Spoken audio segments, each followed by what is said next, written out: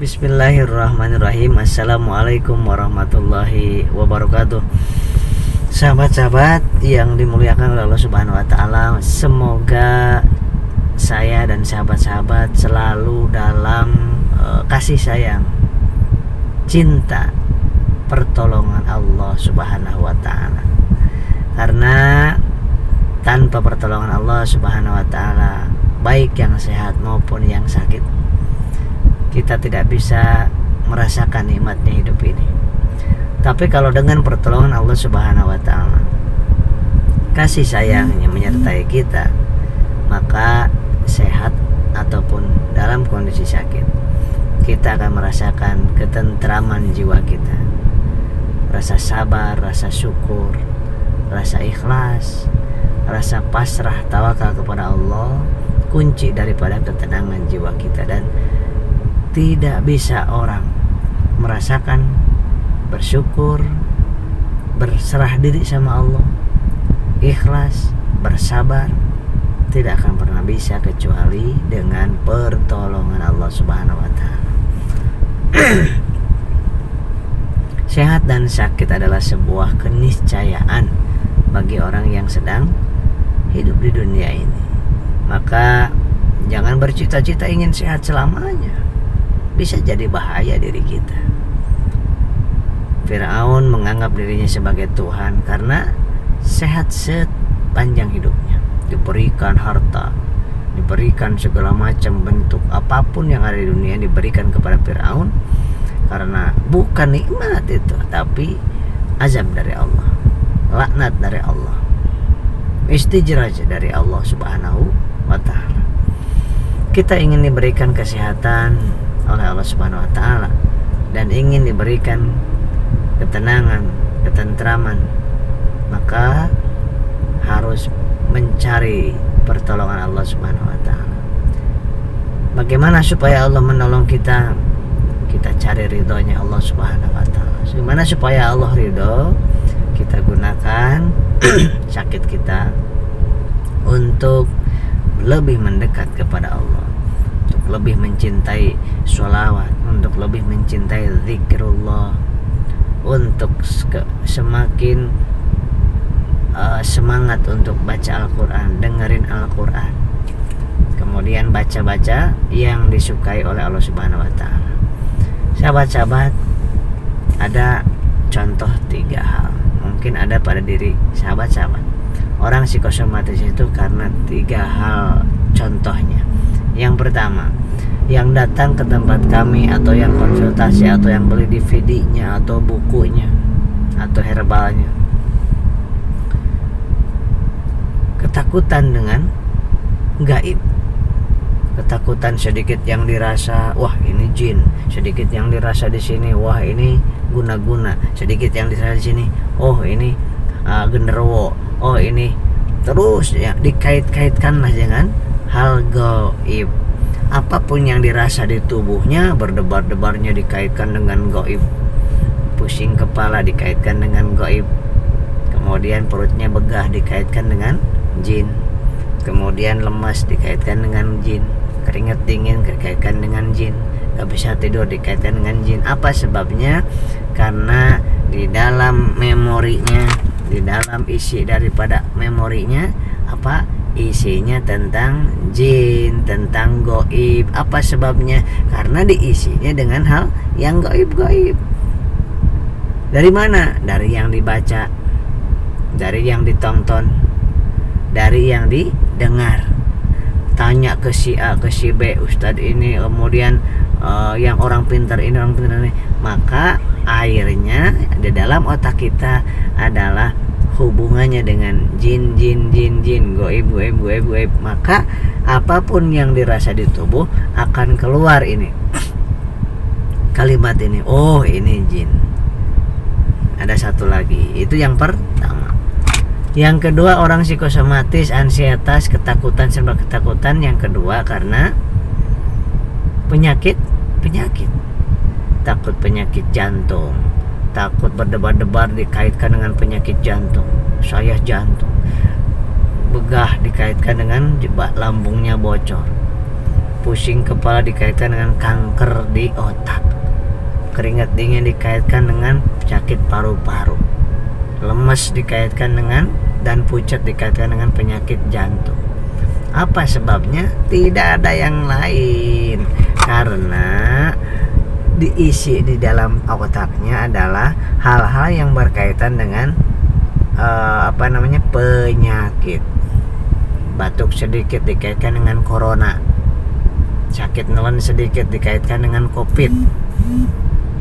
Kenapa? Sebab karena yang ditonton, yang dibaca, yang dilihat, yang didengar, yang disaksikan adalah terus yang dicari adalah penyakit-penyakit. Buka YouTube tanda-tanda sakit jantung, masuk sini. Tanda-tanda penyakit corona, masuk sini. Tanda-tanda penyakit masalah di lambung, masuk, GERD, asam lambung, terus aja penuh di sini, sehingga yang tadinya bening seperti ini menjadi hitam legam. Apa isinya? Isinya penyakit-penyakit. Daftar penyakit ada di sini, di otak kita. Maka jangan heran kalau apapun yang dirasa di tubuh, yang dulu pernah lemas gak ingat tuh penyakit, gak ingat tuh mati.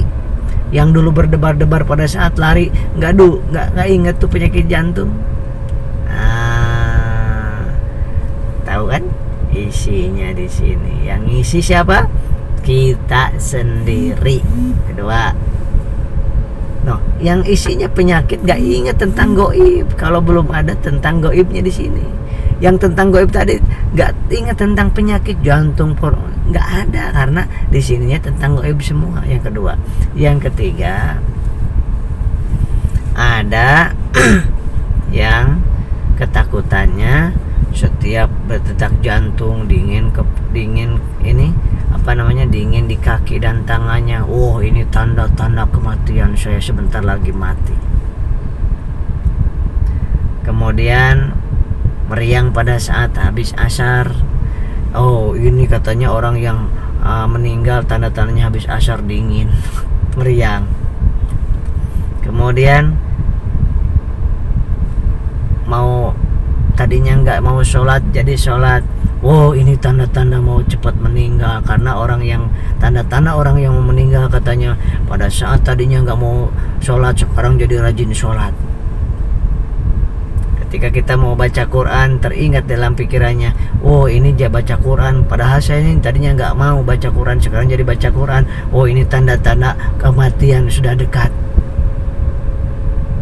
Ada demam-demam tubuhnya. Ini tanda-tandanya demam, karena tanda-tanda kematian adalah demam. Apa lagi? Ini ada burung cuy. Burung cuy. Ini tanda-tanda ada yang mau mati nih, berarti saya yang akan mati. Apalagi? Terus kedutan di sini. Ini tanda-tanda saya akan mati. Padahal bukan itu semua, sahabatku. Karena isi di dalam sininya terlalu sering melihat, menonton tanda-tanda kematian. Padahal tanda-tanda kematian ini bukan menurut Quran dan hadis, bukan. Itu dari setan, dari iblis. Ida dijillanatullah alaih, yang akan membuat kita semakin menderita hidup, jauh dari Al-Quran, jauh dari sholat, jauh dari zikir. Coba ada yang takut sholat, ada yang takut baca Quran, karena kalau baca Quran, ingat pada saat mau ada yang meninggal pada saat baca Quran, akhirnya nggak mau baca Quran. Pas mau sholat, takut mau sholat, mau sujud, ada yang sedang meninggal pada saat sujud, takut jadi saya sholat. Iblis senang banget. Padahal saya sampaikan, sahabat-sahabat yang dimuliakan oleh Allah, yang meninggal pada saat berzinah jutaan, yang meninggal pada saat maksiat ratusan, yang meninggal pada saat mabuk ratusan, yang meninggal pada saat selingkuh di hotel ratusan, yang meninggal pada saat joget-joget nyawer ratusan, tapi tidak dilihatkan di media. Kenapa? Udah tidak aneh, karena udah banyak. Giliran ada satu orang yang meninggal pada saat sujud, dipiralkan. Kenapa? Wajar dipiralkan karena jarang terjadi. Hanya beberapa gelintir orang saja. Dan itu husnul khotimah, bagus. Ada orang yang wafat pada saat baca Quran cuman 1-2 orang sedunia ini. Kenapa dipiralkan, diberitakan berulang-ulang? Karena itu hal yang langka. Nah, coba ingat-ingat. Yang lebih banyak itu yang meninggal pada saat maksiat. Kenapa nggak dipiralkan? Kenapa nggak diberitakan? Karena terlanjur banyak, sudah terlampau banyak orang yang meninggal karena maksiat, karena sedang maling punya orang, karena sedang korupsi, itu yang meninggal banyak. Yang sedang berzina, sedang prostitusi, yang meninggal banyak, tapi tidak digembar-gemborkan. Nah, tanda-tanda kematian udah ada di sini karena kita yang baca. Tanda-tanda kalau ada yang burung yang padahal bukan, burung punyaan Allah, mau dibunyikan kapan saja terserah Allah. Bagaimana burungnya kalau nggak ada pita suaranya? Nggak bunyi dong. Di rumah sakit banyak yang meninggal nggak? Banyak. Kenapa nggak ada burung di situ? Nggak ada suara burung. Harusnya kan setiap menit ada burung di situ. Kenapa? Kenapa di tempat kita ada? Karena tempat kita adanya di dekat pohon, adanya di kampung. Coba kalau kita di apartemen, yang meninggal 1, 2, 3 orang nggak ada burung. Berarti tidak ada hubungannya antara suara burung dengan kita akan dengan wafatnya manusia. La haula wala quwata illa billah. Paham sampai di sini? Apa berarti kesimpulannya? Apa yang diisikan di sini itu yang akan mendefinisikan deg-degan berdebar kita. Oh, karena yang ada di sini berdebar-debar kan, kalau ada di sininya tanda kematian, berarti oh berdebar-debar ini tanda kematian. Kata si ini, nah ini suka berdusta. Berdebar-debar tanda-tanda penyakit jantung. Kata siapa? Kata si ini. Berdebar-debar tandanya ada jin. Kata siapa? Kata si ini. Ya. Yang kita baca itu nggak salah. Yang salah adalah kita membaca, dimasukkan ke dalam ini, kemudian menganggap diri kita sama dengan yang kita baca. Padahal takdir Allah sudah Allah tentukan. 90 tahun, bayangkan kita dikasih usia sama Allah di dunia ini, kemudian kita terus dari alam ruh kita yang ini alam rahim, ruh kita yang ini dikasih jasad. Di alam dunia ruh kita tetap yang ini dikasih jasad seperti ini. Di alam penantian ruh kita tetap yang ini, jasadnya ditinggal ganti jasad yang berikutnya. Kemudian ke alam mahsyar ruh kita tetap yang ini, jasadnya dipinjemin yang baru lagi. Kemudian dipindahkan ke surga, jasad ruh kita yang ini, jasad kita yang diganti. Kapan kita mati? Tidak ada. Kita dari alam ruh sampai ke surga, tanya ke kiai mana saja sedunia, tanya di kitab mana saja sedunia, tanya ruh kita pernah mati tidak? Dari mulai di alam ruh sampai ke surga pernah mati tidak? Tanya kalau nggak percaya. Tidak ada yang mati ruh kita itu, karena kematian, kelahiran itu adalah sebagai sekat saja. Jasadnya ditinggal, ganti jasad yang lain. Roh diri kita aja tetap yang ini, diri kita aja. Coba renungkan ini, karena ini yang paling utama. Kalau sahabat yakin dengan yang saya ucapkan ini, akan sembuh, segera disembuhkan sama Allah. Terus bagaimana dengan lemes? Gula darahnya sedang kurang, air putihnya sedang kurang, cairannya kurang dari 75%. Maka kalau kurang 75% dan gula kurang dari 110, siapa saja orangnya pasti lemas, keringat dingin, keliengan, gemetar, berdebar-debar, dan napas kurang lancar. Itu pasti, karena itu ilmu medis. Boleh digunakan, boleh dicoba, boleh dipraktekkan. Dan gula darah kita itu turun naik setiap saat, bukan setiap minggu, bukan setiap saat. Nah, Maka yang tadi itu ya, yuk kita isi lagi ini memori yang sudah masuk ke memori kita, informasi yang sudah masuk ke memori kita yang lalu-lalu nggak bisa dibuang, nggak bisa dihapus, bisanya diisi dengan informasi yang baik, benar, akurat. Tuh, tentang medisnya baik, benar, akurat, tentang psikologisnya baik, benar, akurat, tentang tauhidnya baik, benar, akurat. Dah, stop melihat bertanya-tanya kepada orang yang nggak paham tentang psikosomatis. Stop. Justru akan membuat kita akan semakin menderita, akan membuat ini semakin dekil nih airnya. Kalau semakin dekil, semakin lecek, maka semakin error kita. Lemes dianggap tanda kematian. Ya, walaupun memang itu sahabat-sahabat, kalau sahabat-sahabat ingin disembuhkan sama Allah, ikutin cara saya, insya Allah disembuhkan semua. Jangan banyak tapi, ya, hindari makanan-makanan yang harus dihindari. Toge, kol, pete, jengkol, sayur asem, santan, air kelapa, pisang, tuh hindari.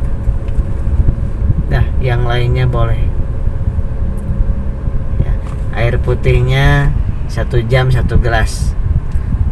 Selama pikirannya nih, mohon maaf, yang selama pikirannya belum bisa dikendalikan. Kalau udah bisa dikendalikan, normal lagi, 3 kali sehari makannya. Kalau selama belum bisa dikendalikan, itu 2 jam 10 suap. Air putihnya 1 gelas 1 jam. Air manisnya, mau teh manis, mau air manis, mau gulanya, itu 2 jam 2 sendok makan. Dah, cobain deh. Cobain.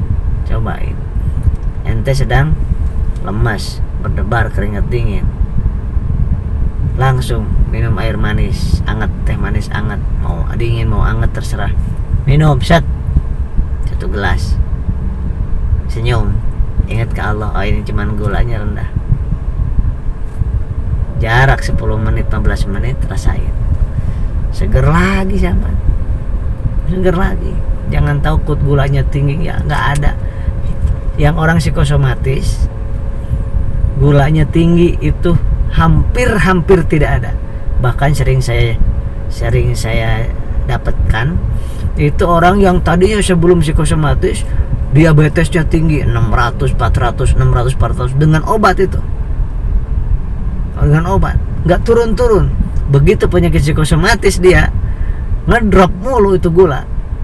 Nggak pernah pakai gula lagi, udah ngedrop. Kenapa? Karena orang psikosomatis itu pikirannya bekerja terus, pagi, siang, sore, malam, setiap jam, setiap menit itu pikirannya, takut ini, takut nih, sesuai dengan yang ini tadi. Takut ini, takut penyakit ini, takut ini. Serba takut, serba cemas, serba panik aja. Itu menghabiskan energi, dan energi dari glukosa dari karbohidrat dan gula yang kita konsumsi. Pahami deh ini, pahami dan yakini. Jangan tanya-tanya lagi, ini GERD ya. Udah, nggak usah ngomongin GERD, nggak usah nyari-nyari obat GERD, nggak ada. Ya, ini asam lambungnya, udah nggak usah ngomongin asam lambung. Ini psikosomatis. Udah banyak yang mencari-nyari, udah psikosomatis, pengaruhnya ke lambung. Yang dicarinya obat lambung, ya nggak bakal sembuh. Sama saja kita sedang nonton TV, ya, di sini ada DVD player. Nah, DVD player ini sedang diputer itu film Dono. Kita film Dono dipantengin. Terus kita bilang, udah malas lihat film Dono, mau ganti aja film Mr. Bean misalnya gitu. Itu Anda mau ketok-ketok itu si monitornya, TV-nya digedor-gedor, ini kok ganti-ganti ini. Kok nggak ganti Mr. Bean ini? Kok Dono terus ini? Terus Anda utak-atik pakai obeng, nyari tang, segala macam di utak-atik itu. Kalau orang yang udah cerdas mah nggak perlu, tenang. pijit sedikit playernya, ganti ganti DPD-nya, ganti DPD-nya dengan Mr. Bean. Udah nggak usah pakai tenaga, mijit doang, ganti DPD, udah monitor di sana udah pasti otomatis ganti. Nah, orang kebanyakan psikosomatis fokusnya ke GERD, fokusnya ngobatin GERD, fokusnya ngobatin asam lambungnya, fokusnya ngobatin lambungnya. Kalau ya orang yang paham apa? Kalau orang yang paham nggak usah ini, yang diobatin psikosomatisnya sahabat, karena GERD itu, asam lambung itu dipengaruhi oleh psikosomatis. Karena ada dua, ingat, masalah di lambung itu ada dua. Masalah di lambung karena medis murni, yang kedua masalah di lambung karena psikosomatis. Beda nih obatnya, beda cara dietnya, beda cara terapinya, beda masalah glukosanya. Kalau yang ini nggak usah ngomongin glukosa, nggak usah ngomongin makan harus sekian suap, bahkan makannya juga harus bubur. Kalau yang ini beda, makannya harus nasi. Di sini beda, dicek gulanya. Di sini nggak perlu dicek gulanya, di sini cek gulanya, kemudian diperbaiki minum manisnya. Kenapa? Karena habis di sini untuk berpikir. Apa buktinya? Betapa banyak teman kita yang punya penyakit yang sama dengan kita, lambungnya GERD, bahkan lebih parah dia, tapi dia biasa aja tuh, dia nggak serba takut mati tuh. Nah, kita serba takut mati, apa sebabnya? Karena kita mah GERD-nya atau asam lambungnya atau lambungnya disebabkan karena psikosomatis. 90% dari ketakutan, kecemasan yang ada di nomor kita. Insya Allah mudah-mudahan video ini membuat ente paham, semangat, optimis, yakin. Ingat, harus kita yang diutamakan sehat jiwa, sehat jiwa, sehat jiwa, sehat raga. Bismillah, serahin ke Allah. Masa bodoh, terserah Allah. Tugas kita tadi, waktunya makan-makan, waktunya sholat-sholat, waktunya zikir-zikir, waktunya sholawat-sholawat, waktunya istighfar-istighfar, waktunya kerja-kerja. Dan fokus kepada orang lain, jangan fokus ke diri terus. Itu egois. Semakin egois, semakin lama sembuhnya psikosomatis. Semakin berbuat untuk orang, semakin kita disembuhkan sama Allah. Percayalah sahabat. Itu janji Allah. Ingin ditolong Allah, tolong orang lain. Nah, dengan cara kita, jangan orang lain yang lain lah, suami kita, istri kita, anak kita, mertua kita, tetangga kita, tuh itu tuh. Kan selama ini liatin diri kita aja terus ada dirasa-rasa. Ya iyalah, seumur hidup kita ada yang dirasa. Ya, semua orang, nggak terkecuali dokter, profesor, Asep Bruder, semuanya ada yang dirasa dari ujung kalau ujung kaki. Tapi ada yang dirasa-rasa, ada yang tidak dirasa. Oke, psikosomatis emang kayak gitu, nggak apa-apa. Deketin ke Allah, Allah sayang kepada kita, bacakin la ilaha illallah dan sholawat, senyum, dah terserahmu ya Allah. Mau pingsan kek, masa bodoh, yang penting makan sudah, minum sudah. Dari dulu ratusan kali takut pingsan, tapi kok nggak pingsan. Mikir gitu kok, coba renungkan. Ratusan kali takut pingsan, sampai detik ini nggak pernah pingsan. Coba kalau kita pakai hati yang murni, hati yang bersih, kalau begitu ngapain saya takut pingsan? Yang penting sudah makan, udah minum manis, dah titik, nggak bakal pingsan. Udah ratusan kali takut mati, sampai sekarang udah 6 bulan, udah 1 tahun nggak mati. Merenung coba, karena Allah yang mengurus itu. Urusan kita adalah supaya semangat, optimis, yakin kepada Allah Subhanahu wa taala. Insyaallah ya, insyaallah semangat, insyaallah semangat, senyum, jangan ngeluh. Nggak ada yang di komentar saya ngeluh. Nggak ada yang ngeluh di komentar saya, karena keluhan Anda akan membuat orang lain kambuh lagi. Anda akan berdosa. Keluhan Anda di komentar saya, video ini akan membuat orang lain yang udah sembuh jadi sakit lagi. Dosa kita sahabat. Maka sampaikan di komentar itu yang baik-baik, yang penuh semangat, penuh doa, penuh inspirasi, penuh motivasi. Nah, silakan tulis yang baik-baik di komentar ya, insya Allah. Walaupun ada yang terasa, biarin, karena kita bukan robot, kita bukan patung. Wajar kalau ada yang kembung, biasa kan, dari dulu perih, biasa dulu juga ya. Bahkan apalagi soal ibu-ibu udah melahirkan 5 kali, berarti udah 5 kali berhadapan dengan maut, dan itu Anda mampu dan Allah yang memampukan. Masa dengan hal ini enggak? Ini nih.